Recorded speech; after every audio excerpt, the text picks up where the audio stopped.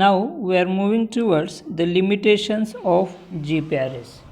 GPRS have some limitations such as overloading, lower speeds, no store and forward mechanism, data transmit speeds.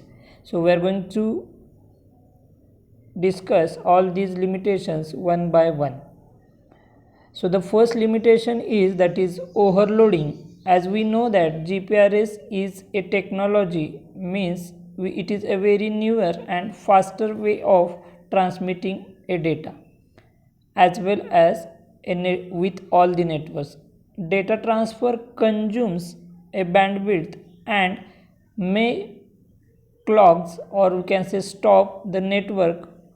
The data transfer consumes a bandwidth and stopping the network is due to number of users, or you can say more number of users who are using this data transfer service for the data transmission.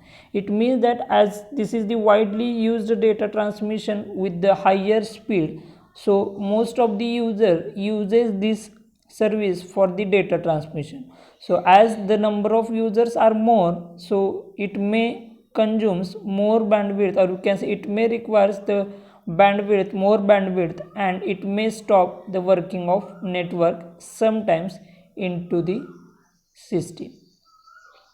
The voice and GPRS data transfer are affect the network performance into the GPRS, as some of the times the network not available message we may receive when trying to make a call in during the peak hours. The data transfer speed also get affected during the peak hours. It means that we have observed, or you can say you all might have observed this situation, that whenever we are trying to transfer the data during the peak period, sometimes we may not be able to transfer the data due to more number of users during the peak period. While GPRS and voice channel use same network resources, the GPRS technology is intelligent to manage and allocate channels dynamically, allowing reduction in peak signaling channel loading by sending short messages over a GPRS channel instead. In short, we can say that, as we have already discussed this point, the GPRS is able to switch in between circuit switched channels and transmission, or we can say packet data transmission or packet data traffic channels during the communication. So it might be again done dynamically, depends upon the traffic of that cell. So whenever or we can say during the peak period, the channel consumes most of the resources for the data transmission, and if suppose some voice channels or you can say voice channel need to be established for the communication, it may not get the channel for the communication. So that may be the problem of, we can say in short, about overloading due to more number of users into the GPRS system. The another one is lower speed. The theoretical speed of the GPRS data transmission is 172.2 kbps, but it is only possible in a scenario whenever there is a single user without any error protection is hogging all the time slots. In short, we can say that the GPRS can transmit the data with the theoretical speed, that is 172.2 kbps, only when there is only a single user for the data transmission. And as we know that there are n number of users who are using this data service for the transmission. So in that case, we may not use, or we may not get this much speed for the data transmission. Any service provider will obviously not allow this, and in all probability you will be able to access only one or two time slots that will be able to access only one or two time slots that will limit the amount of bandwidth available for you. It means that as there are number of users who are interested for the data transmission at a time, in that case, even though this GPRS gives, or you can say can access 8 time slots simultaneously, in such situations we may get only 1 to 2 time slots for the data transmission.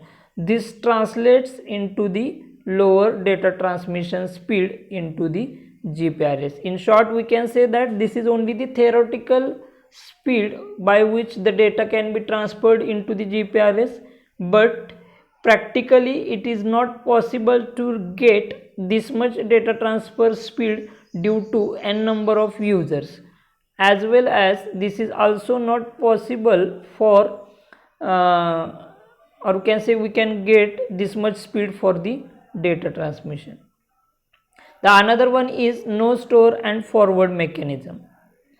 For the simple SMS service, the store and forward mechanism is used. So what this store and forward mechanism is, that is, whenever we will send SMS using your mobile or our mobile, it will first goes to a central server and then it is forwarded to destination phone number.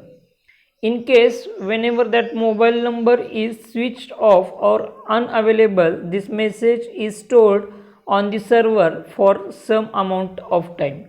But such store and forward mechanism is not available into the GPRS. And the last one is data transmit speed. The GPRS data transfer takes place using a very simple principle. Whenever we will send the data or sender will send the data, it is transmitted to the receiver using different paths, as it uses the packet data network for the transmission. It means that whenever that packets are sent, that packets may follows the different paths to reach to the receiver during the transmission. The probability of data being lost or corrupted during the transmission is high, as those are transferred into the air medium or air interface. The GPRS standard includes the data integrity and retransmission strategy, but which will definitely increase the load of the network in case of retransmission, because of which maybe again some, we can say, the same problem, that is overloading problem, may occur into that transmission. So these are nothing but some of the limitations of GPRS. First one is overloading, then lower speed, then no store and forward mechanism, and data transmission. This question can be asked for 4 marks in the university exam for 4 marks. Thank you.